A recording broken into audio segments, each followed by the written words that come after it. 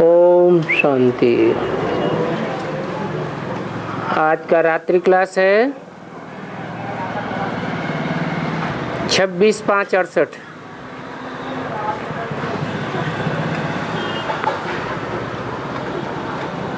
बच्चों ने अपना अपना अनुभव सुनाया।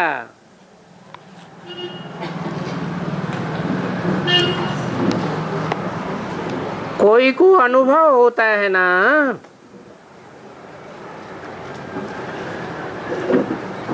तो उनको अनुभव सुनाने की प्रैक्टिस अच्छी रहती है।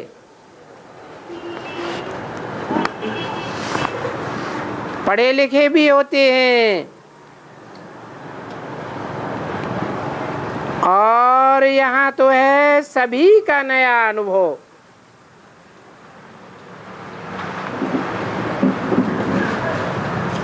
भक्ति मार्ग तो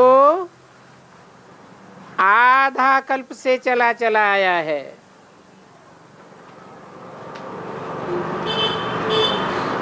उनको नया अनुभव नहीं कह सकते हैं। भक्ति मार्ग में तो वेद शास्त्र महाभारत आदि आदि यही चीजें रहती हैं। ये नई नॉलेज तो है ही नहीं। जन्म जन्मांतर तुमने भक्ति मार्ग के शास्त्र तो पढ़े, यहाँ तो है बिल्कुल नई बात। भक्ति से बिल्कुल न्यारी बातें हैं।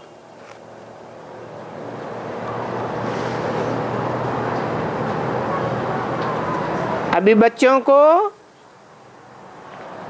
सभी चित्रों आदि का ज्ञान मिल गया है।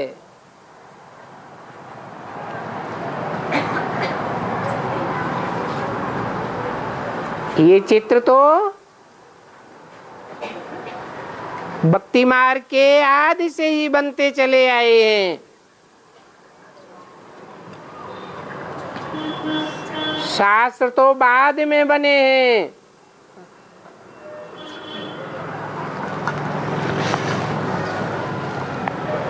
पहले तो थोड़ी देर बाद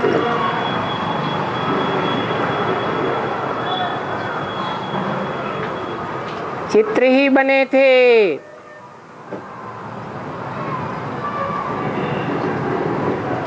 गुफाओं में चित्रकारी करते थे।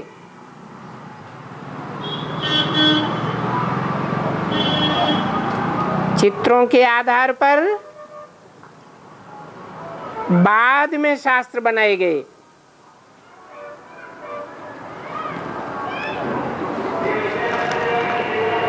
वो तो द्वापर युग था। तुम्हारा तो युग ही अलग है। ये है पुरुषोत्तम संगम युग और ये है ब्राह्मण कुल।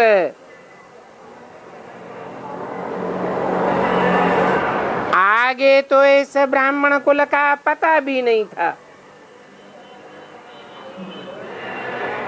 कि हम ब्रह्मा की डायरेक्ट संतान बनेंगे।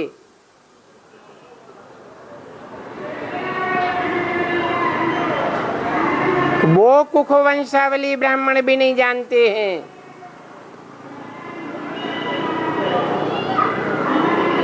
कि ये पुरुषोत्तम संगम युग कैसे है।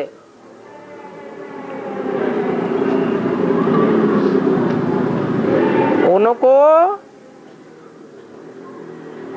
पुरुषों में उत्तम बनने वाले पार्ट का पता ही नहीं है।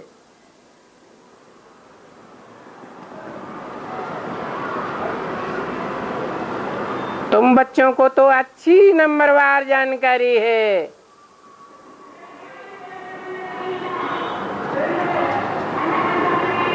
क्योंकि तुम हो मुख वंशावली ब्राह्मण।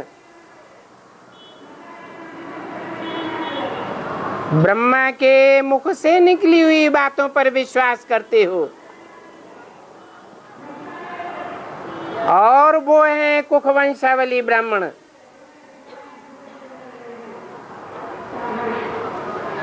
उन्हें ब्रह्मा की कोख से अर्थात गोद से प्यार है, गोद अर्थात देह से प्यार है, मुख से निकली हुई वाणी से प्यार नहीं है।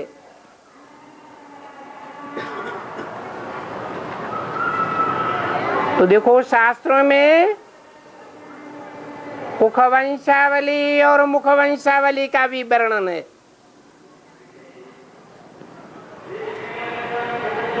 जो शास्त्रों में ये वर्णन है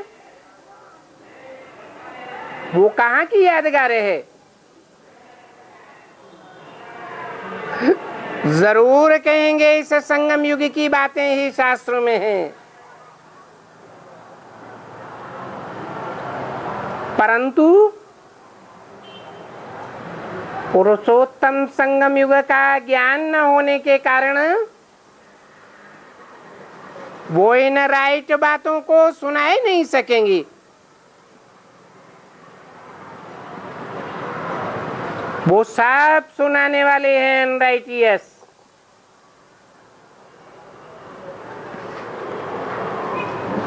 वहां भक्ति मार्ग में सभी कुछ अनराइटियस है।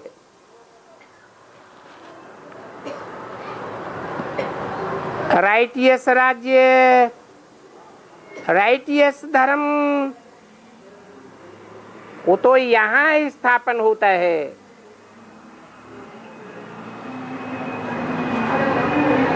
जहां सभी राइटियस ही चलते हैं।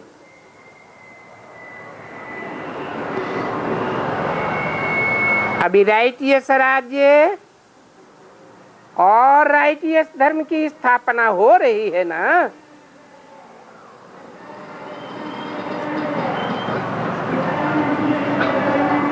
तो कहेंगे कि राइटियस और अनराइटियस आधा आधा है।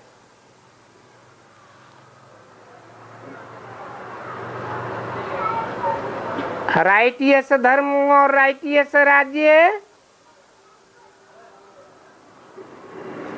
सतयुग से शुरू होकर के त्रेता के अंत तक चलता है।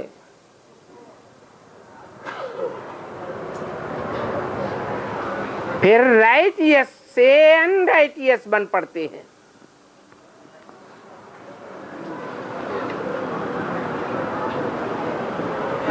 सतयुग और त्रेता में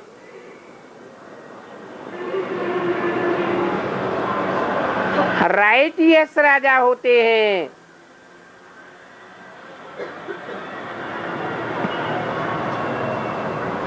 गैन भी है।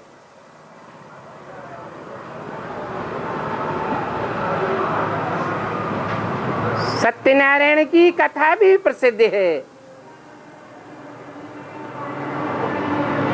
वो सतयुग का नारायण था।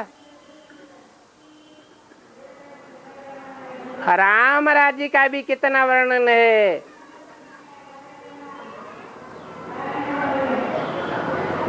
गाते भी हैं राम राजा, राम प्रजा, राम साहूकार।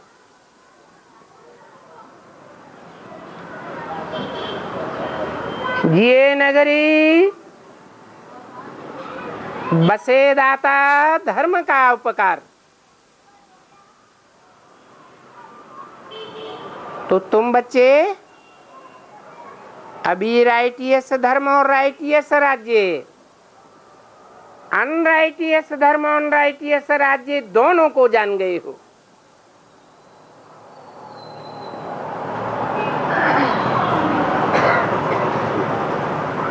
परंतु इन बातों को न सतयुगी देवताएं जान सकते हैं और न ये कलयुगी मनुष्य जान सकते हैं।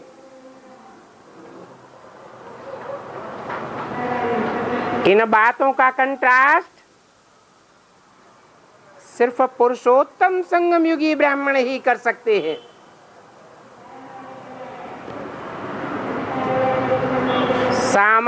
संगम युगी ब्राह्मण भी नहीं कर सकते, क्योंकि उन्हों को तो पुरुषोत्तम कौन है इस बात का पता ही नहीं है।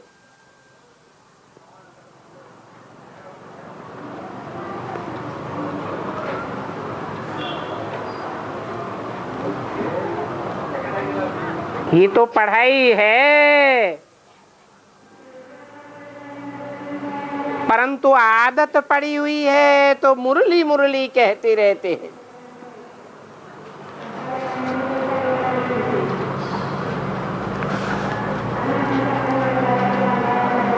अभी तुमको तो डायरेक्ट मुरली आई है।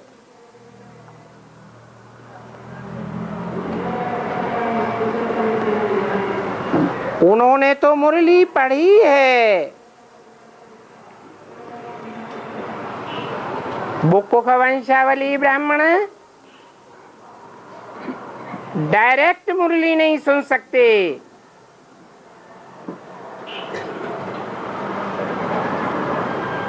तुमको तो फर्स्ट क्लास मुरली मिलती है।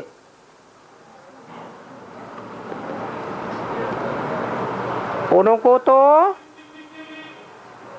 सेकंड क्लास टैप रिकॉर्डर की मुरली भी समझ में नहीं आवेगी।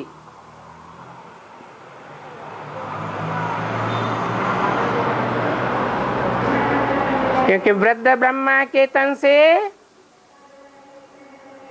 पोपली आवाज में बोली हुई मुरली है।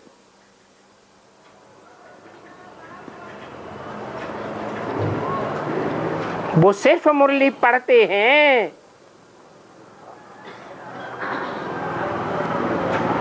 कागज की मुरली सुनाते हैं। उनकी तो है थर्ड क्लास मुरली।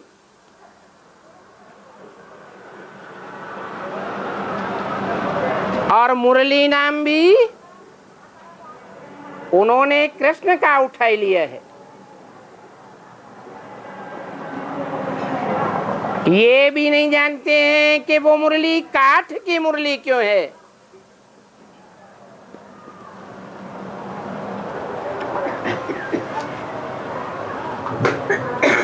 कहा भी जाता है कठ बुद्धि।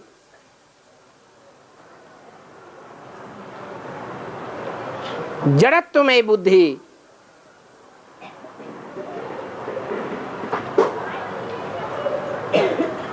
तो अभी इन कुख वंशावली ब्राह्मणों को क्या कहें?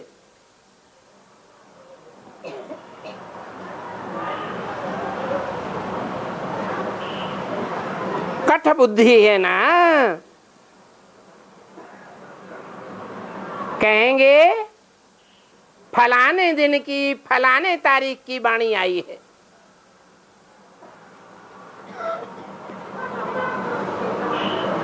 अब वाणी अक्षर तो ठीक है,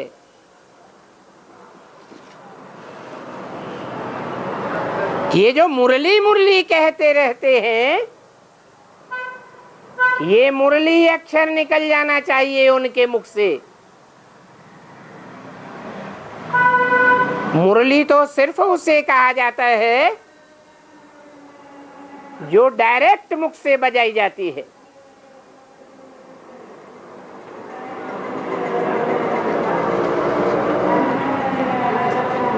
तो मुरली अक्षर निकाल देना चाहिए,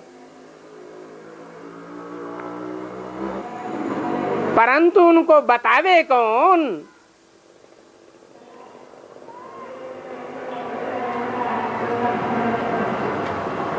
नहीं तो फिर कृष्ण की मुरली याद आवेगी।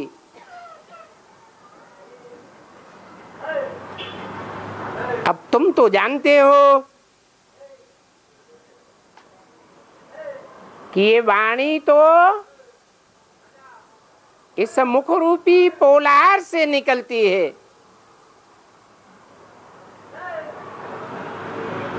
मुरली कोई कागज से नहीं निकलती।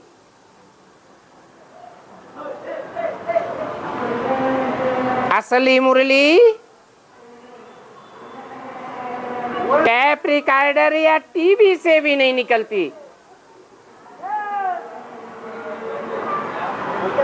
उसको भी फर्स्ट क्लास मुरली नहीं कहेंगे।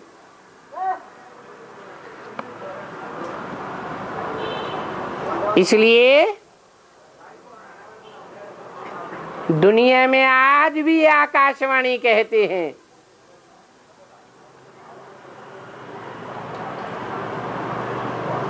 आकाश तो ऊंचा है ना,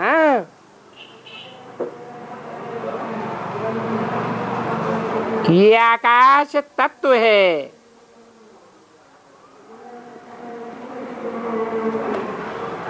तो आकाश तत्व से वाणी निकलती है।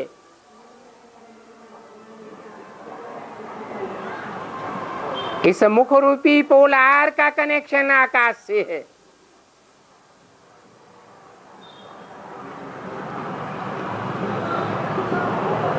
ये पोलार है ना,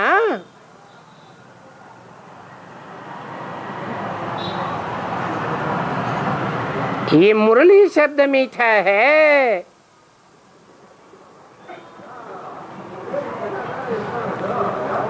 आगे चल करके चेंज भी हो सकता है।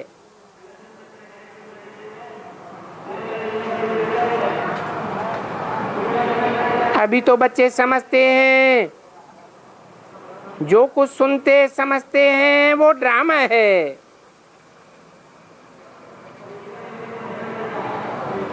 वो हद का ड्रामा होता है, ये बेहद का ड्रामा है। बाप को ही कहा जाता है नॉलेजफुल।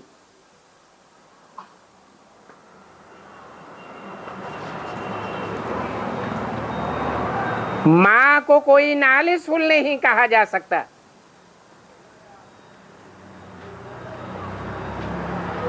माँ का कनेक्शन घर परिवार की चार दीवारी से होता है।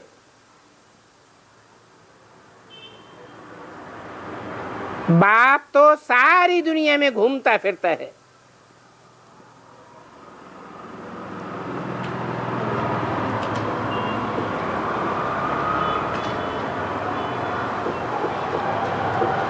उन कुखवंशावली भक्तों ने जानी जाननहार नाम सुना है तो समझते हैं कि वो सभी के दिलों को जानने वाला है।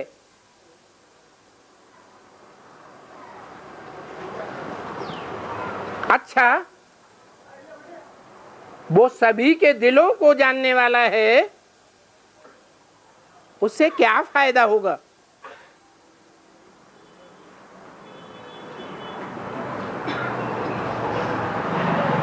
वो तो सभी बातें सीखते हैं। सीखने के कारण उनको 2 पैसे मिल जाते हैं। ये उनकी कमाई का रास्ता है। और अभी जो तुम बाप से कमाई करते हो, वो कमाई कोई इस दुनिया की नहीं है।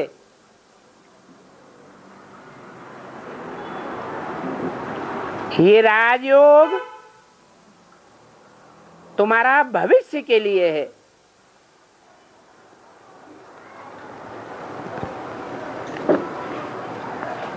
कोई नए नए आ जाते हैं तो सुन करके मुझ जाते हैं।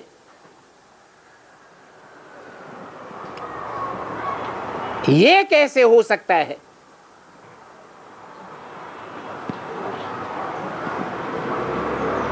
अभी पुरुषोत्तम संगम युग का तो किसी को पता ही नहीं है। भक्ति मार्ग में सभी पुरुषोत्तम मास मनाते हैं।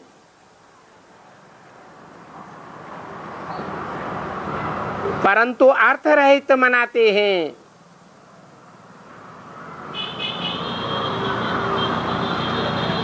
पुरुषोत्तम का क्या अर्थ है वो किसी को पता ही नहीं है।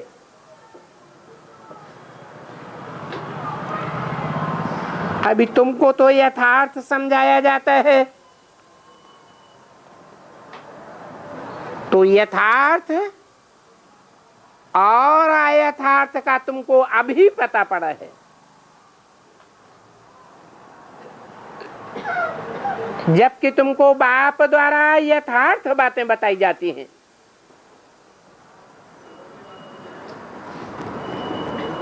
वो है भक्ति। और बाप आकर के ज्ञान से दिन कर देते हैं।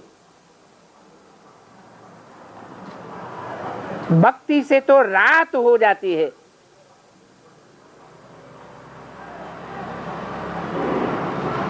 तो अब कोई बतावे कि जब भक्ति से रात हो जाती है, ज्ञान से दिन हो जाता है, तो वैराग किसका होना चाहिए? रात का वैराग होना चाहिए या दिन का वैराग होना चाहिए? है? रात को अज्ञान कहा जाता है।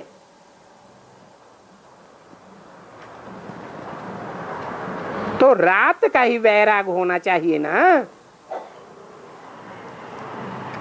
रात से वैराग होता है तो फिर दिन आता है।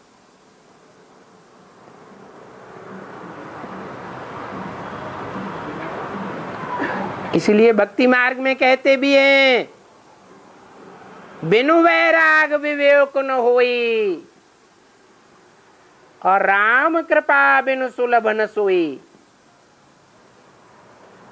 अभी तुम तो जानते हो कि राम बाप को कहा जाता है।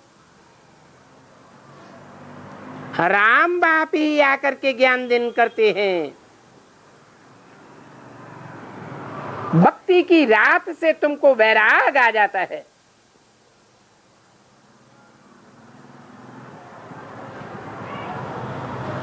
और वैराग भी नंबरवार आता है।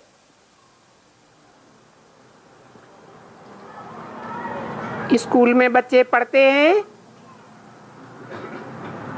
तो कोई बच्चे तो बहुत बुद्धिमान होते हैं,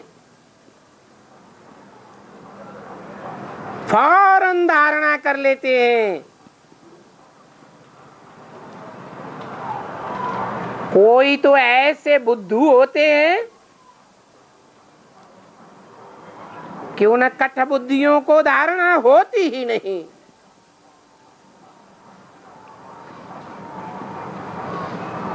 अब तुम तो जानते हो कि उत्तम, मध्यम और कनिष्ठ तो होते ही है ना। अब बताओ, इस बेहद के स्कूल में उत्तम पढ़ाई पढ़ने वाले बच्चे कौन हैं और मध्यम पढ़ाई पढ़ने वाले बच्चे कौन हैं?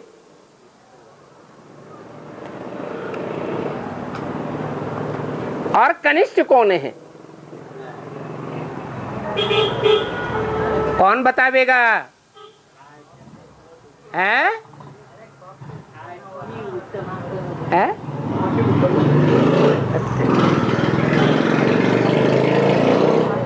हाँ जी। जो बाप के सन्मुख पढ़ते हैं वो उत्तम है। सन्मुख की भी व्याख्या चाहिए।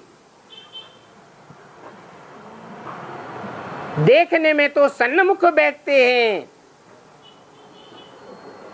परंतु बुद्धि बाहर की दुनिया में भागती रहती है।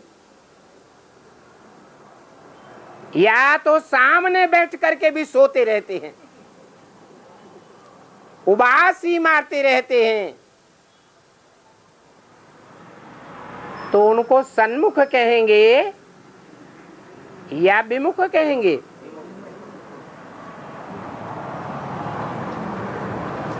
तो असल में जो सन्मुख बच्चे हैं उनके लिए बोला है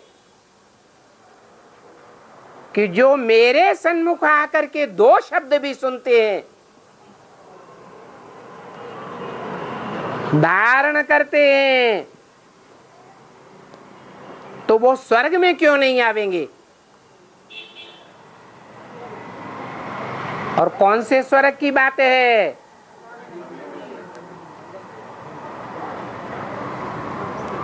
ब्रह्मा और ब्रह्मा के फॉलोअर्स, दादा लेखराज के फॉलोअर्स स्वर्णिम संगम युग में आवेंगे,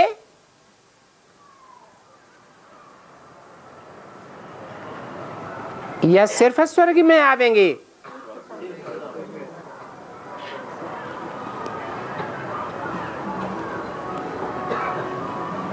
तो किसको कहेंगे उत्तम और किनको कहेंगे मध्यम? है में आने वाले उत्तम। जो संगम युगी स्वर्णिम स्वर्ग में आवेंगे, बाप से डायरेक्ट सन्मुख पढ़ाई पढ़ते हैं, वो हुए उत्तम।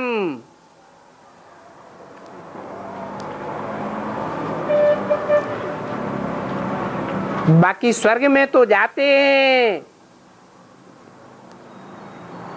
सतयुग में जाते हैं, परंतु शरीर के साथ, अपने शरीर के साथ संगम युग में बाप से बादशाही नहीं ले पाते। उनको क्या कहेंगे? मध्यम। और फिर कनिष्ठ कौन हुए?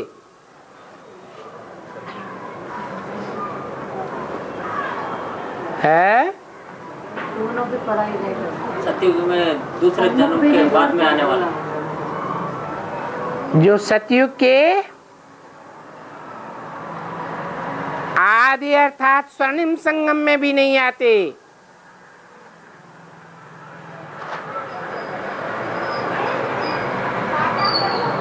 ब्रह्मा और ब्रह्मा के फॉलोअर्स की तरह स्वर्ग में भी नहीं आते, वो स्वर्णिम संगम युग में भी नहीं आते, परंतु स्वर्ग में आते हैं। परंतु जो स्वर्ग के पहले जन्म में भी नहीं आते हैं, सतयुग में भी नहीं आते हैं, 16 कला संपूर्ण नारायण के युग में भी नहीं आते हैं,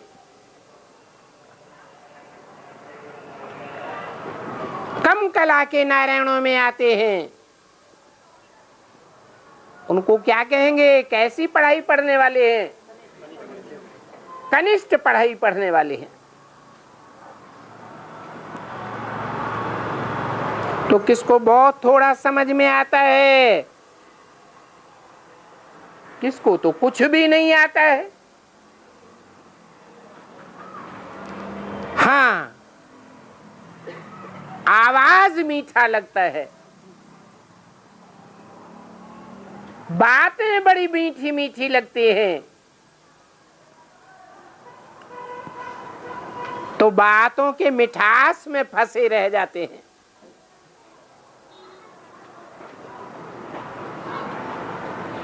वो अक्षर सुनते तो हैं, लेकिन सुन करके फिर भूल जाते हैं।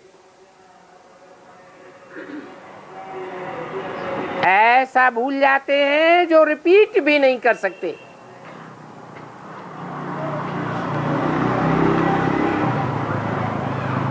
फिर जाकर के औरों के सामने कहते हैं हम इतने पढ़े लिखे नहीं हैं।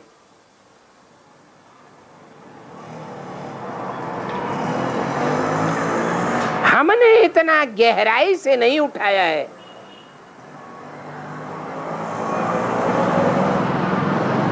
बाप भी कहते हैं पढ़ा हुआ तो सभी, क्या करना है? भूल जाना है। ये नई पढ़ाई है। आत्मा को तमो प्रधान से सतो प्रधान बनना है।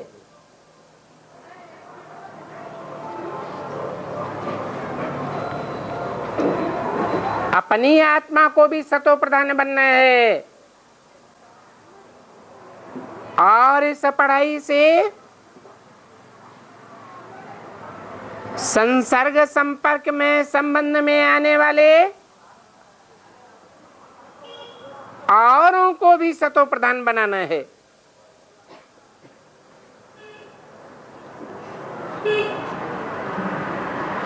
परंतु बाप कहते हैं कितने भी तूफान आते हैं परंतु डरना नहीं है।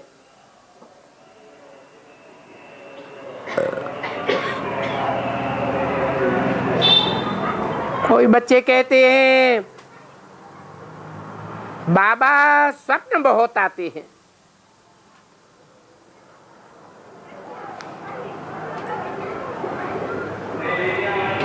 बाबा कहते हैं कि सभी से जास्ती स्वप्न तो हमारे पास आते हैं।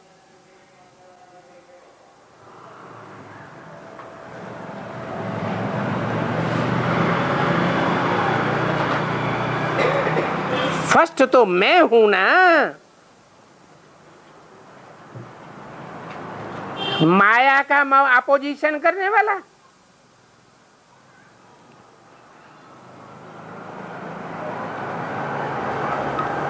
तो बाप कहते हैं ये माया के तूफान, मायावी संकल्प और ये स्वप्न, ये सब माया के तूफान हैं।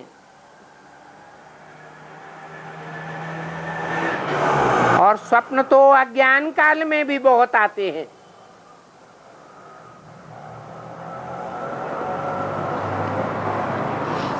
परंतु अभी तो तुम सचमुच देवता बन रहे हो।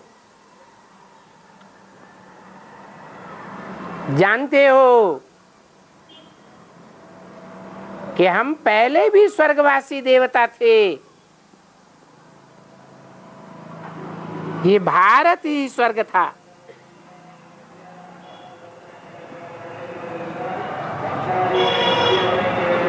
सिर्फ नाम लंबा दे दिया है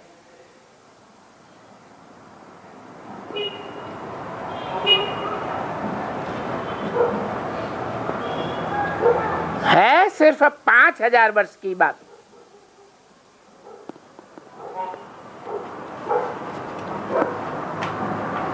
जब भारत स्वर्ग था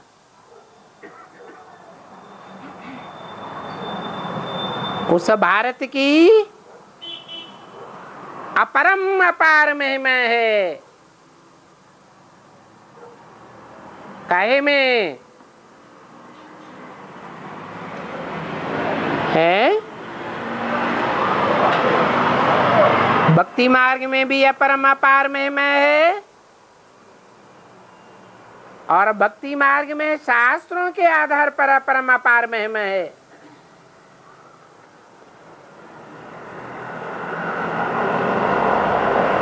ये महिमा किस समय की है?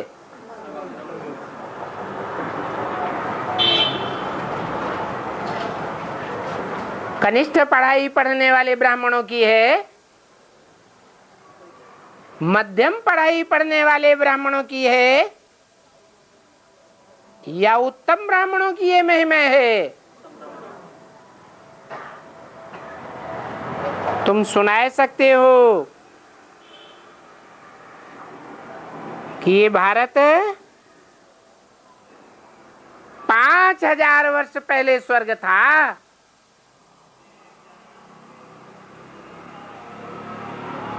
जिसकी महिमा शास्त्रों में गाते आए हैं।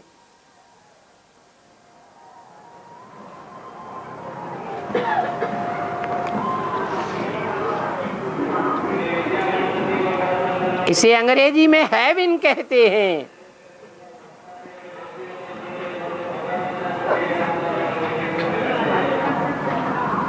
तो लगातार विन किया होगा ना,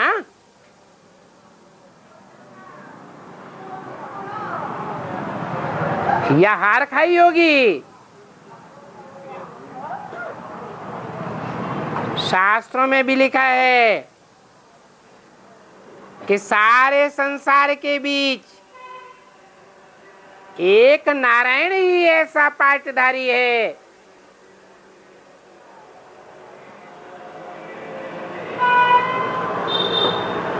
जिसने कभी भी हार नहीं खाई, सदैव विजय ही विजय प्राप्त की है।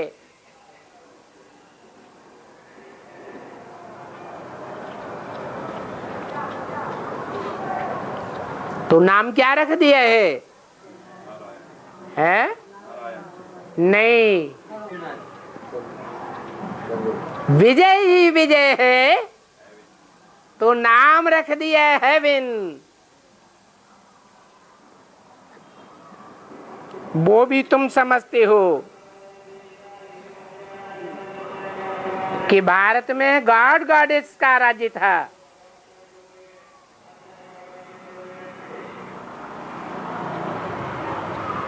देवी देवताओं का राज्य था।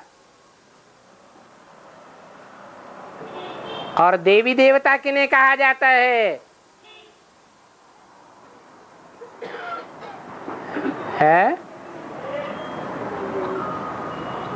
कम कला वालों को देवी देवता कहा जाता है। वो सदैव देवी देवता धर्म में रहते हैं।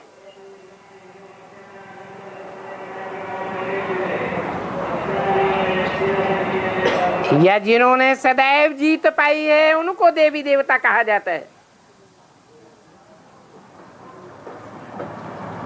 बल है तो नंबरवार, परंतु देवता किनको कहा जाता है? 16 कला संपूर्ण को देवता कहा जाता है। और जिन्होंने पूरे 84 जन्म लिए हैं, 84 जन्मों में एक वर्ष भी कम नहीं।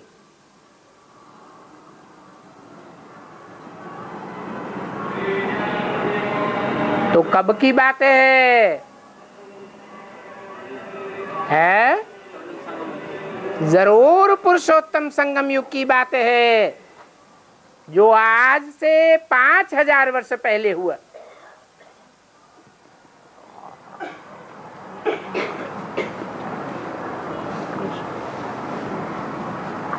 जब गॉड गॉडेस का राज्य था।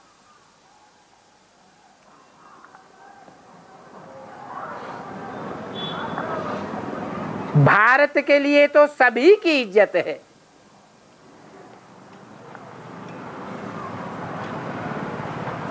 देवता किनको कहा जाता है? देवता का अर्थ क्या है? तो इज्जत लेने वाले या सभी को इज्जत देने वाले? लेने की तो बात ही नहीं, वो तो दाता के बच्चे दाता ही कहे जावेंगे।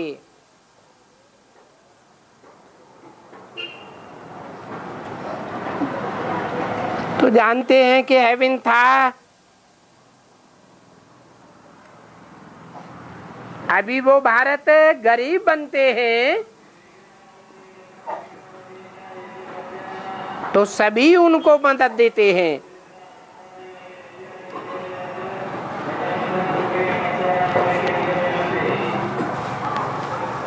वो भी मदद देने वाले किस लिए मदद देते हैं? हाँ?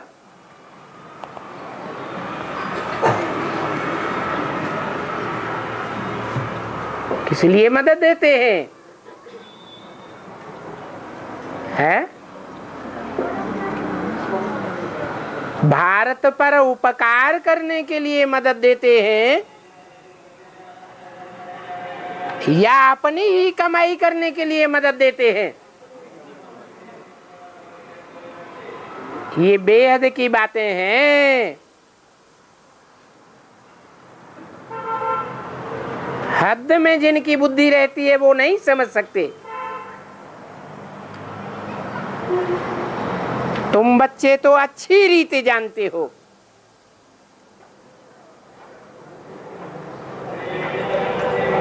कि हम अपने लिए ही सब कुछ करते हैं।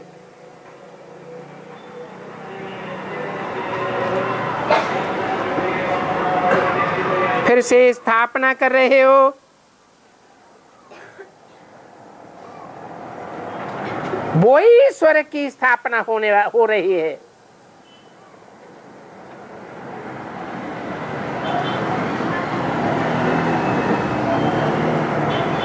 श्रीमत से तुम श्रेष्ठ बनते हो।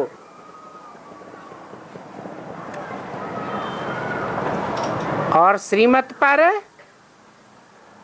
सारी सृष्टि श्रेष्ठ बनी है। सारी सृष्टि माने है? सारी सृष्टि माने कितने? 500-700 करोड़ श्रीमत पर श्रेष्ठ बने हैं। 9 लाख बने हैं। माने सारी सृष्टि पर श्रेष्ठ बनी है। ये बात बाबा ने झूठ बोली।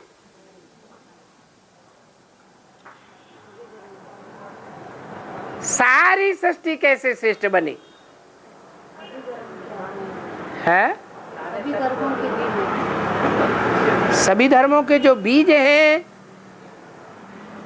वो बीज ही सारी सृष्टि है।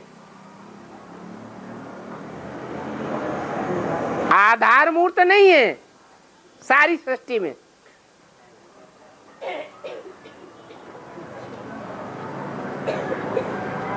तना, टहनियां, पत्ते वो सृष्टि में नहीं है। सृष्टि वृक्ष में नहीं है क्या है? तो सारी सृष्टि कैसे श्रेष्ठ बनी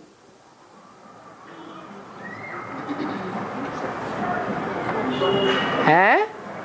बीज की याद में सारी सृष्टि समाई हुई है। बीज की याद में सारी सृष्टि समाई हुई। बीज में जो सृष्टि का तो 500 करोड़ श्रेष्ठ बने। अरे बने तो कब बने हैं? अरे कब बने? 500 करोड़ सारी सृष्टि कब श्रेष्ठ बनी? अरे कब कब माने समय बताओ है?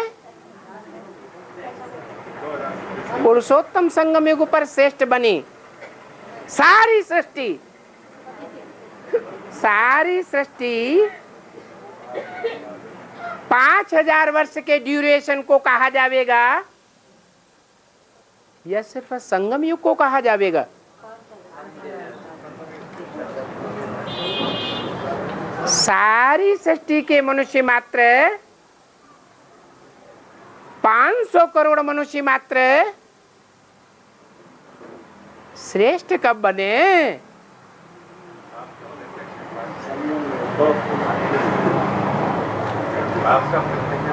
हैं? बाप के प्रत्यक्षता के बाद 700 करोड़ 500 करोड़ श्रेष्ठ बने। बाप को पहचानने के बाद सन 2036 से पहले सब श्रेष्ठ बन गए। अरे ये श्रेष्ठ और भ्रष्ट ये गिनती कहाँ की है?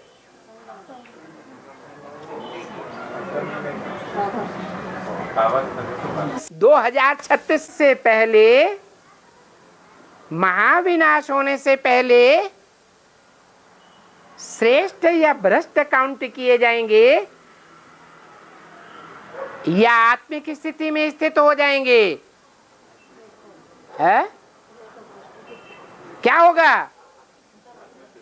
आत्मिक स्थिति में स्थित हो जाएंगे। आत्माओं को श्रेष्ठ और भ्रष्ट कहेंगे? है तो कब कहेंगे? है पहले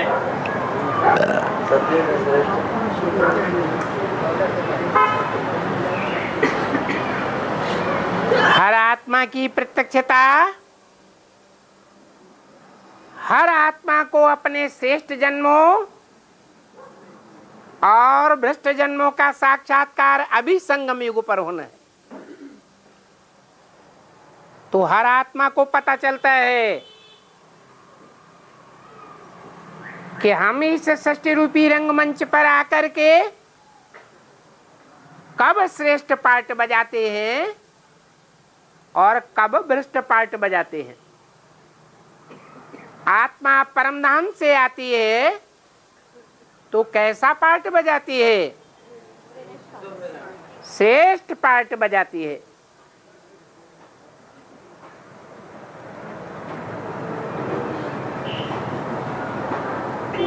और वापस जाने के समय से कुछ पहले कैसा पार्ट बजाती है? नीचा पार्ट बजाती है। तो जो श्रेष्ठ पार्ट बजाया है वो श्रीमत पर ही बजाया है। श्रेष्ठ मत देने वाले को पहचाना है तब ही बजाया है।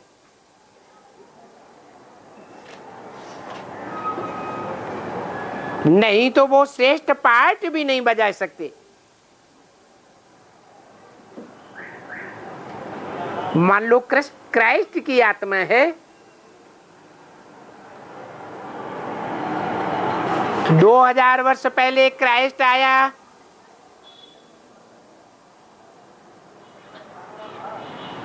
तो उसने श्रेष्ठ पार्ट बजाया या भ्रष्ट पार्ट बजाया? है श्रेष्ठ पार्ट ही बजाया। तो कहेंगे कि सारी सृष्टि की आत्माएं जो श्रेष्ठ पार्ट बजाती हैं वो श्रेष्ठ पार्ट बजाने की शूटिंग भी संगम युग पर करती हैं। और तब ही करती हैं जब बाप को पहचान करके बाप की श्रीमत पर चलती हैं।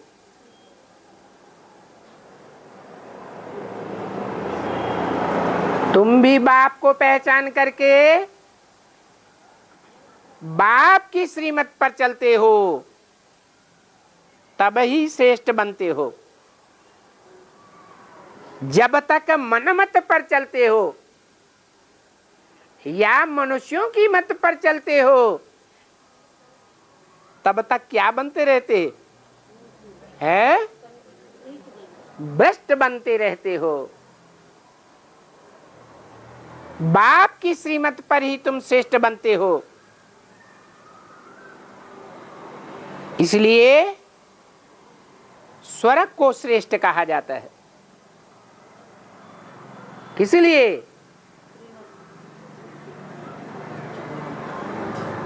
बाप की उत्तम ते उत्तम एक श्रीमत बताओ जो सब के लिए एक ही है।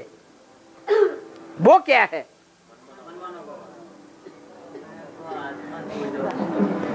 मनमना भाव भी बाद में बनेंगे। पहले तो अपन को आत्मा समझना है। अपन को आत्मा समझना इसी के लिए कहा जाता है स्वधर्मे निधनम श्रेय है।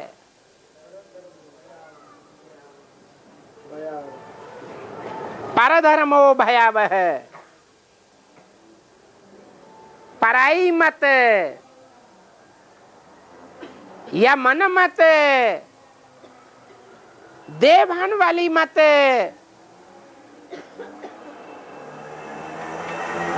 ये भय उत्पन्न करने वाली है, धर्मराज की सजाएं दिलाने वाली है।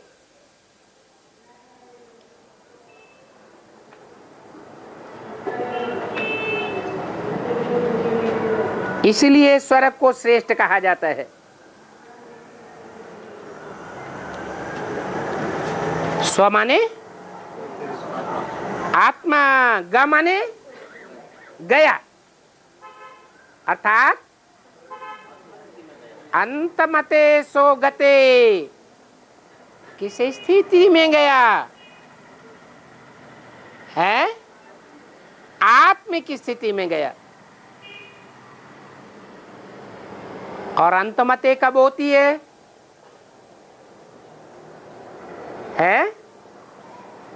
अंतमते कैसी होती है?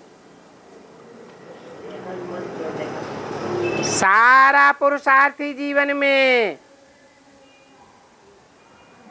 जैसी मत पर पुरुषार्थी रमण करता है,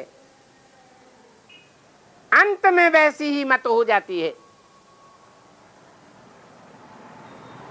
अगर ज्ञान में आने के बाद, बाप को पहचानने के बाद, उसी समय से श्रीमत को पकड़ लिया, मनमत को त्याग दिया, मनुष्यों की मत को सर्वथा त्याग दिया, तो अंतमते कैसी होगी? है श्रेष्ठ ते श्रेष्ठ, उसको कहेंगे असली स्वर्ग में जाने वाला।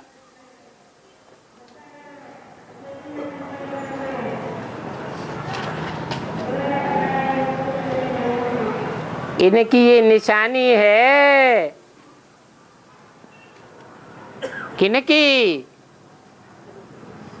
है? देवताओं की ये निशानी है। क्या निशानी है?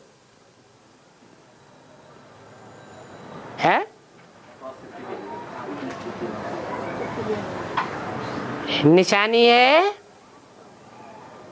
कि सब देवताएं आकर्षक आंखों वाले होते हैं। देवताओं की आंखें कैसे दिखाते हैं? दिव्य नेत्र दिखाते हैं। याद में टिकने वाले के नेत्र कैसे हो जाते हैं? दिव्य हो जाते हैं। तभी बाबा कहते हैं कि प्रभात फेरी में ये दिखाओ। है क्या? प्रभात फेरी, प्रभात माने सवेरा, सतयुग रूपी सवेरा, जहां आत्माएं कौन सी स्थिति में रहती हैं? आत्मिक स्थिति 100%। नंबरवार तो कहेंगे ही।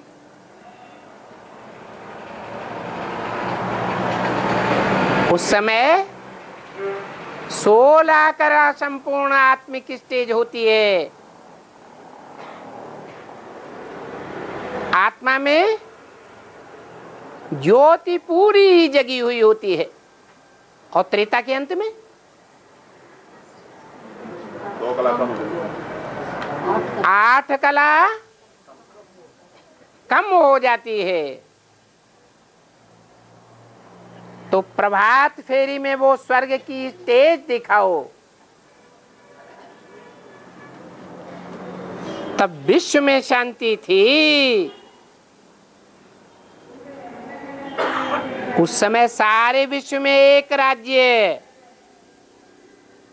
एक धर्म और एक भाषा व्याप्त हो गई थी। तुम जो एक्ट करते हो वो एक्ट कोई नई बात नहीं है। क्यों?